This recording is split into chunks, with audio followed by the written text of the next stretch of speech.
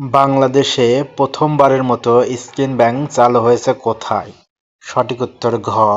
জাতীয় burn and plastic surgery ইনস্টিটিউটে। ২.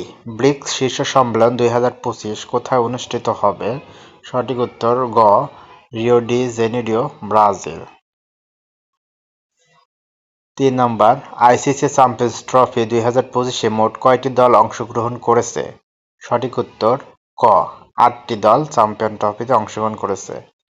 ৪. সুন্দরবন দিবস কবে পালন করা হয়? সুন্দরবন দিবস পালন করা হয় ১৪ই ফেব্রুয়ারি।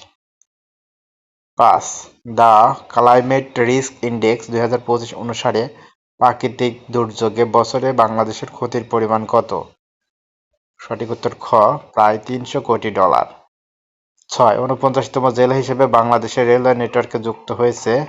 গ. নড়াইল। যমুনা রেলওয়ে সেতু দিয়ে যাত্রীবাহী ট্রেন চলাচল শুরু করে কবে? উত্তর ১২ই ফেব্রুয়ারি ২০২৫। ৮. বঙ্গবন্ধু স্টেডিয়ামের নতুন নাম কি? গ. জাতীয় স্টেডিয়াম, ঢাকা। ৯. জুলাই গণঅভ্যুত্থানে শহীদ আবু সাইদকে নিয়ে অঙ্কিত শিল্পকর্মের নাম কি? উন্নত মমস্বির। মনসুন রেভলিউশন কোন দেশের সাথে সম্পর্কিত? বাংলাদেশ।